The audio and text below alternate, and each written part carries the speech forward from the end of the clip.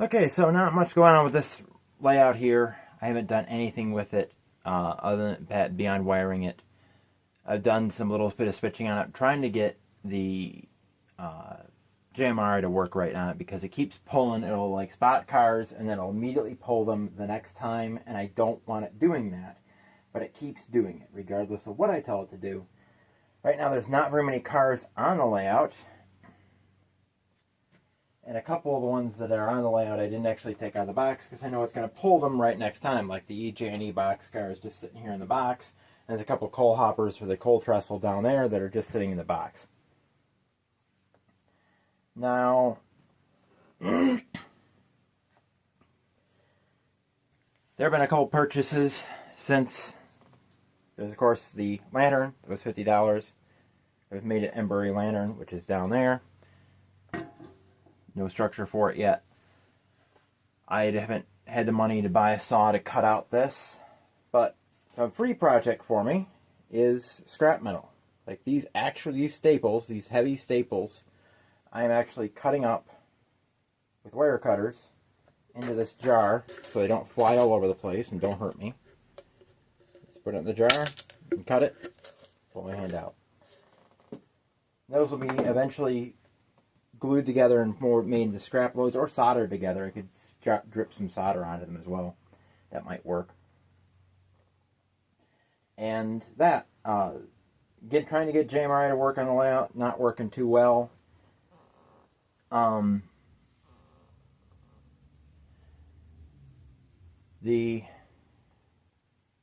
had car repairs and a bunch of other stuff to do, so I haven't been able to put any money towards the barn yet. However, that's going to change. We'll get into that shortly. Now, there is a couple purchases I did make, and this is because they had a sale. So I got two DCC ready locomotives for $220 plus shipping included. But that's the only one I plan to do unless some miracle happens and I get a bunch of money. And these are Walthers Proto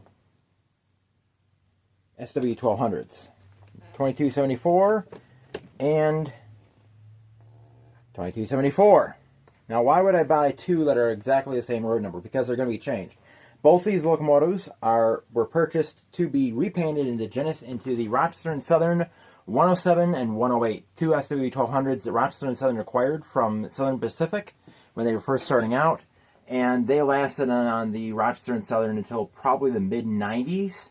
And then both went to Rail Link. Now, 107 is right now sitting, at least last time I was photographed, which is 2016, probably scrapped by now, but it was sitting down at Rail Link in Galveston with parts missing, so it probably was scrapped around that time. The last photo of 108, it was Rail Link 1214, and it was in the 2020, 2022, and it was still working. However, there was a huge oil spray all around in this area. It was all covered in black oil. So probably, if it hasn't been scrapped by now, which it might have been with the decision that with the EPA making them scrap some locomotives that didn't make sense. A lot of their choices didn't make sense. It probably was scrapped then. But those will be two switchers to join the fleet of switchers. I haven't bought anything else. I haven't needed. There's a lot of stuff that I want to buy, but unfortunately, right now the GoFundMe, which link will be in the description, has not garnered very much traffic. It's generated $130 right now, and had some problems with code enforcement. They want the barn out of there. They did back off. I don't know why they didn't know that I was going to rebuild it, because I've been in contact with code enforcement, with the building department's office twice about the barn, but evidently their office people don't communicate very well. But at some point this month, should happen this month. Ooh, my test track is warped. How the heck did that happen?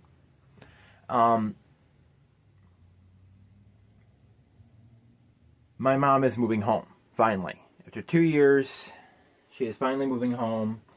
Don't know exactly when exactly that will happen, but it is going to happen. Now, it should be sometime this month, like in the next week or two. She has to find a doctor, and then she has to be moved home. I've been working on trying to get the house ready for her, and it is basically ready for her to move home.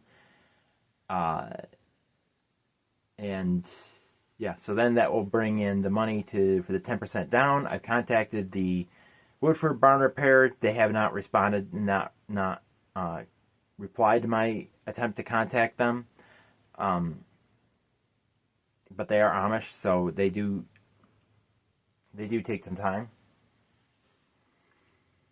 So I've got to get partial demolition permit to demo the roof and the second floor that's collapsed, and then do some work on that, getting my saw out from under there and getting things covered with tarps and stuff like that. Getting wood sorted out, the good wood put out back, and the junk put out back as well, and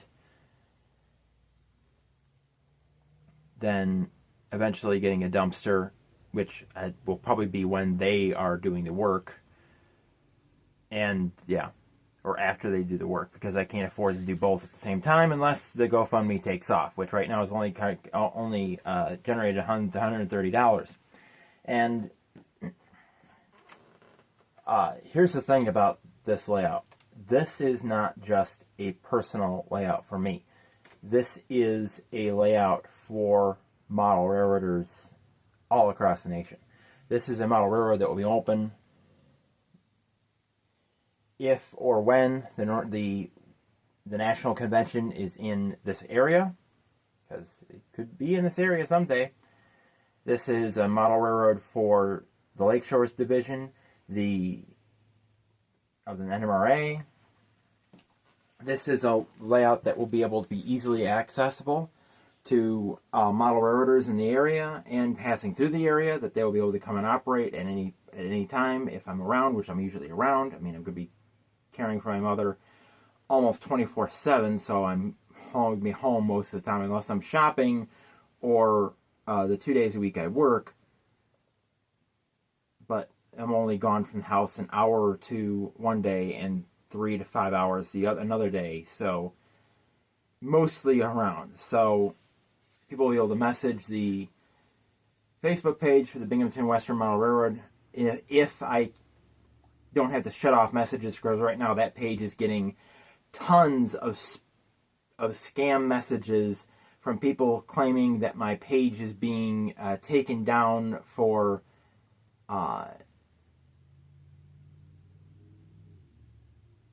impersonation or something like that, all from accounts that, and then after a while the accounts are deleted. They're not actual Meta people, so it's very obviously a scam. I keep reporting the messages to them, but they keep sending me from a new account, so I don't know what, it's annoying.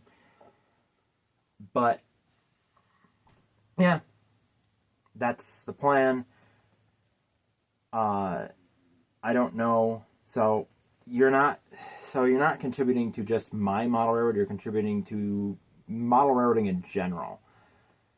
The downstairs, the first floor will have out back. It'll have a large crew lounge area. That big room out back that's currently in absolute horrible shape is going to be refurbished into a crew lounge and a possible meeting area. I mean, you could put a few tables, a few long tables into there, and actually have a Lakeshores Division meeting there if you wanted to, or a clinic or some type of clinic back there. It's a great room for a clinic. It's about the same size as a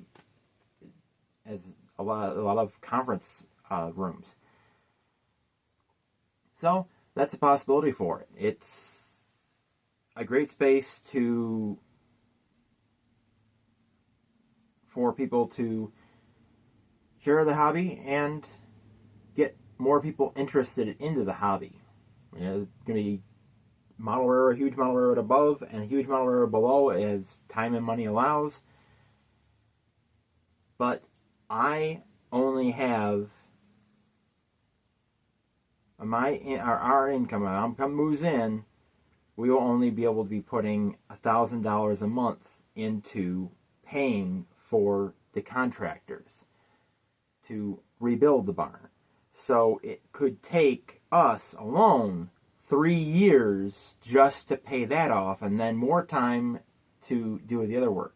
So if people would donate to it, it'll take less time, and you'll see the model railroad built faster. Also, you don't think that you have to donate $1,000 or something like that.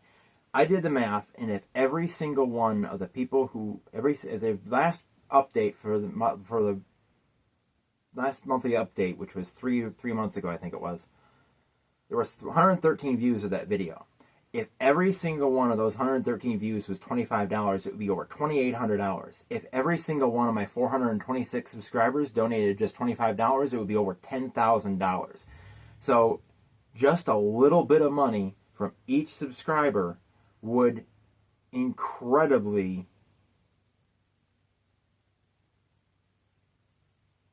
speed up the process. $10,000 is almost a third of the cost of doing that.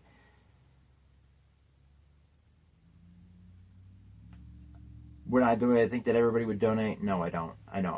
One person has donated over $100, another person has donated $25, another person has donated $5. I'm not saying who they are, but each person who donates, the name that is on their donation will go on a wall in the crew lounge. There'll be signs made up. That'll be expensive too, but make up a sign or a plaque or something with their name and just hang them up on the wall. Make a nice wall. This financed by, and then just put their name, and not put them in order of how much they donated or what they donated. Just add a name each time a donation comes up, because I'm going to keep the GoFundMe up through, because I got to do some work on the back, because that's got to be the particle board on the back, the plate board on the back has to be torn off, and new tongue and groove put on that. There's going to have to be new tongue and groove put on the outside. The Amish are not going to be doing that. I have to do that myself. So, yeah.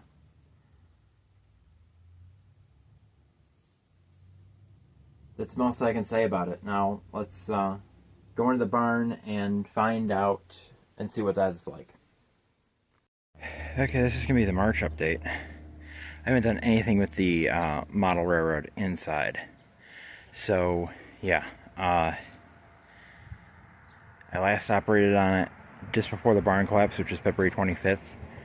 And then I've been preoccupied with this. I did do a community post. Barn, they'll be doing work on it on August 10th as a tentative date for them to start work. However, I have to get them 10% down to a 10% deposit for them to start, for them to hold that appointment. So, link in the description will be the GoFundMe. It's set at $40,000. The doing this is $35,615.75, but that extra is going to be going all to the barn, and just in case something else happens that it needs extra, and that will also cover the cost of getting a lift, because I got to take this roof apart, and I don't want to climb on top of it because that roof is sitting on stuff there, and then the floor is down here. Let's go in the barn and see what's inside here. Okay, today I got my generator out. I was able to pull my generator out from underneath it. Now, let me show you how lucky I am here. Now, this is settled more.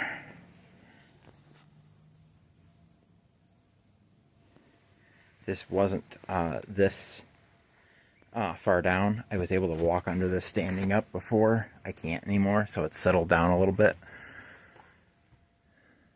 So, yeah, this could collapse more on top of me, but I don't think it's going to. It's going slowly down over the last month, so I'm working on getting this stuff out of here, getting the weight off this floor. You can see the roof is being held up by that dresser that's up there.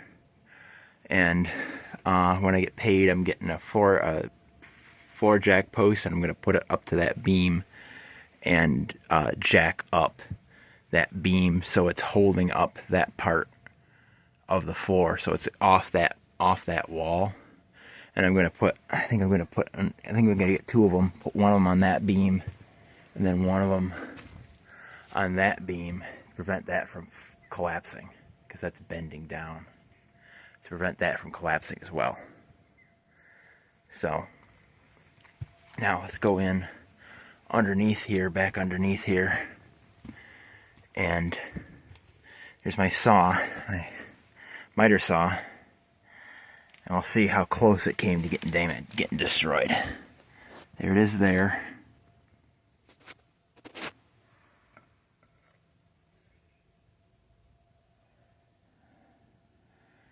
Right there.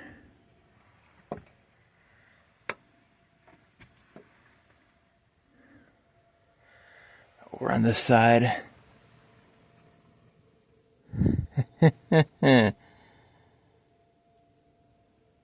So close to getting destroyed. So close. And that floor is sitting on it. But as you can see, it's not damaged. That was very close.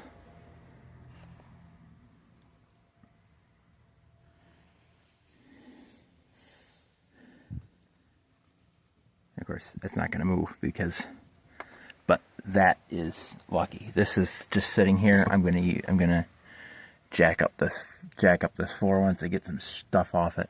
The main thing I need to get off of it are those light bulbs. Those are the main things I need to get off of it. But yeah.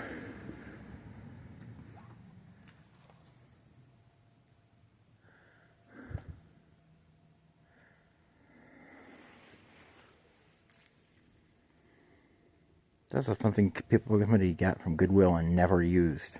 Look at all ratty. Yeah, still got a tag on it. But yeah, that's the one part of the second floor. Let's see, that's all good. That doesn't need to be replaced, as long as we can get to it. Now there's 4 boards up there that's gonna have to be replaced, but I'll do that myself. Yeah.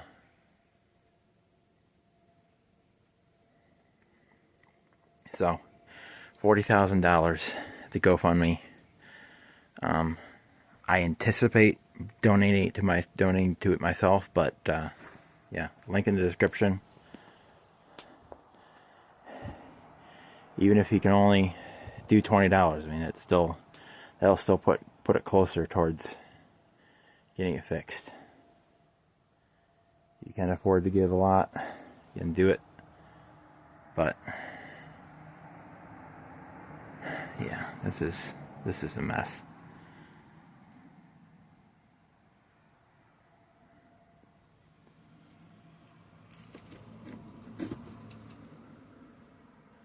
But so that's it for the March update from CP Silver Springs, milepost 368, the Norfolk Southern Tier line. Keep on loving trains. Tim out.